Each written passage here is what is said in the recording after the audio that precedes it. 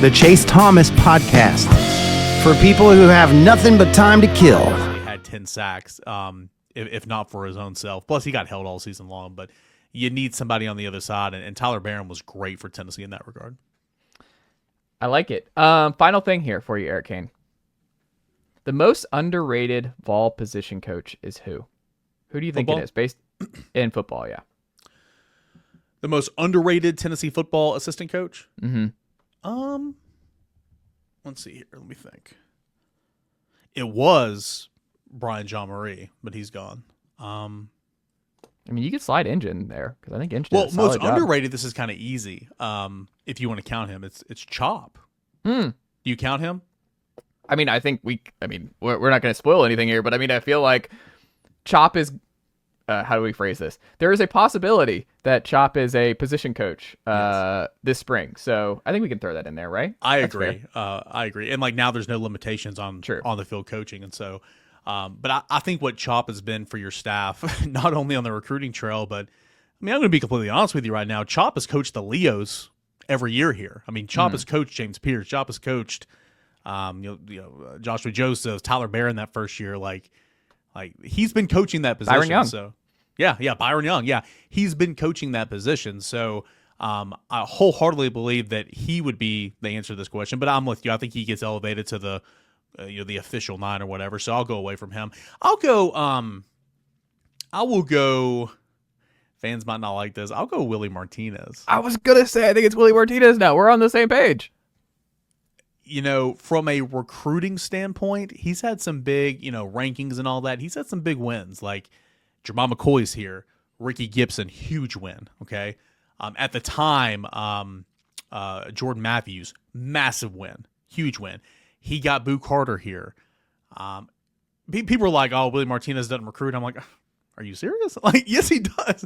Like Willie Martinez recruits, and look at the position this year. Sure, Jamal McCoy's a good player. Tennessee's corners were pretty daggone good this year, so I think underrated. Somebody that gets a lot of hate, a lot of blame, that's undeserving at times. Is Willie Martinez. So that's who I'd go with that one. I mean, look at Kamal Haddon and his development at Tennessee coming in as a spring guy, and he became a really, really good player and a beloved guy. Like, I mean, he was getting booed in his intros, and then he becomes just a great player and a great story for Tennessee. After that South Carolina game in 2022 where he was getting beat and getting up and talking crap every play, it's like, dude, stop. Like, we are all so tired of you. But, yeah, to your point, he just kept going to work, and there were rumors that he was going to leave that offseason, via the transfer portal in that spring window. Never did. Came back to work, turned into a really, really good player for Tennessee. And, at the time of his injury, he's one of the best cornerbacks in the country. So I think the development has been there at corner for sure for a bunch of these players we're talking about. And I think that's why I'm not really I think a lot of people have with Dramad, if he's not ready to go, you got to go in the portal and get one more guy. And I'm like, I don't know if that's true. I mean, look at the snaps, man. Ricky Gibson and Jermod McCoy are playing 70 snaps a game for Tennessee last year. I think what they'll do, if they do anything, is hey, guess what? Jalen McMurray was solid. I mean, he was in the top 100 in PFF cornerback grades this past year. And I don't know what that looks like with a full-time, just a lot more responsibility on one side. But older player, was solid last year.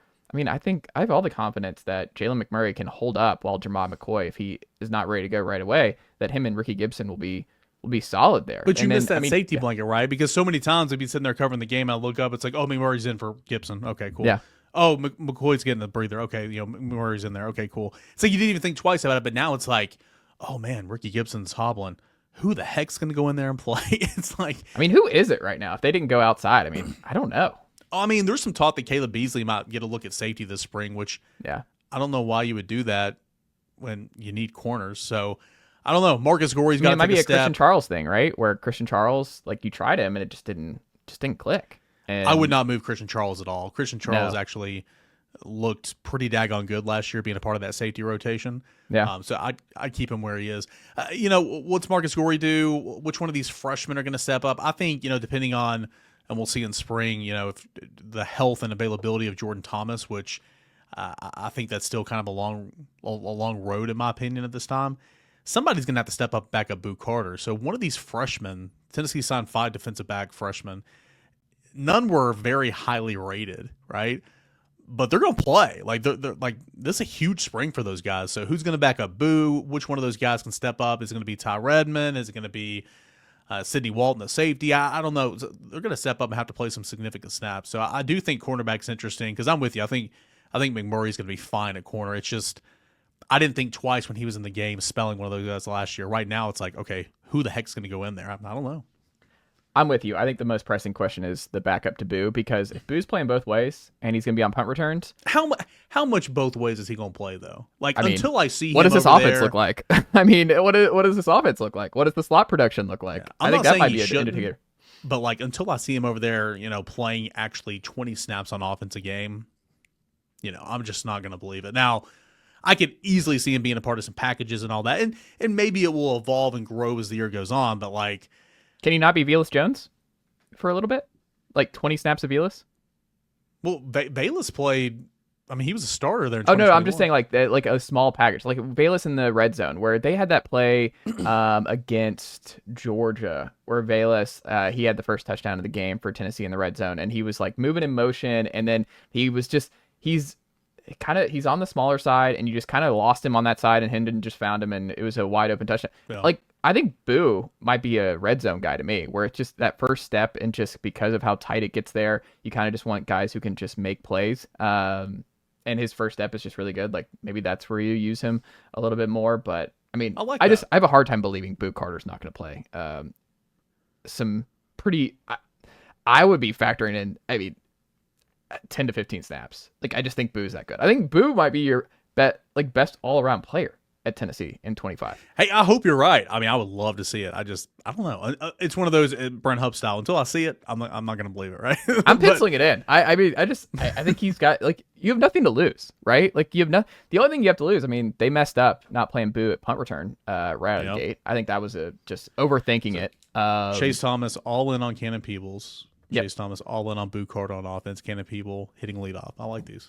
I mean, these are things, and I will stand by them. This is an all vibes podcast, Eric Cain. It's the stat, like, get the stats out here. It's like that whole meme of like the ball knower, like the advanced analytics guy, and then there's just that guy. He's a hooper. Like, that's what I look at Boo Carter. I'm like, that's a football player. Like, Boo Carter should be playing a bunch of snaps. Boo Carter is. I just think he's definitely got the most talent and just the most versatility. That I just think he's a game wrecker. Like, I think on punt returns, he's going to get some. He's got the D. Williams burst on punt returns. He's going to house a couple this year. He's going to get some picks. He's going to settle in. I think he's going to be really good rushing the passer at the star spot. He's naturally good there, force some fumbles. And I just think he could feast in the slot. I mean, I don't know I'm not doubting Boo Carter. Like, if there's one guy on this roster who I'm like, I feel like he's just going to be good wherever he plays, it's Boo Carter. He's the only, I don't know. There's a reason Tennessee stepped up to make sure he did not leave. Yeah. Right? Like, he's talking about Nico taking a second step. We mentioned Chris Brazzell taking a second step. Maybe that was off the air. I can't remember. He needs to. Boo Carter's going to be a dude for you. And so I would love to see him play offense. They need to get the football. Like, the football in his hands is not a bad thing. Yeah. We had a couple of his games, high school games on television, and I understand East Tennessee high school football in 6A is not comparable to the Southeastern Conference, but boy, he was dynamic. I mean, he was fun to watch. So hopefully you're right. I do hope that, and I think they're going to work to get him involved. I just hope that they continue on that plan and that it evolves, and they don't just say, "Oh, well, we tried it. He needs to focus on defense now." Like, no, like continue to work at it and all that, and see what it can happen. I mean, is he going to be Justin Hunter? Like, no, or what's his name? Did I say his name right? The guy that won the Heisman. Yeah. Travis Hunter. Justin Hunter, former Tennessee Volunteer wide receiver. He could be Justin Hunter. Is he going to be Travis Hunter? No, he's not going to be Travis Hunter, but could he be a dude that helps you when you need help? Nicely done, nephew. The Chase Thomas Podcast. Hell yeah.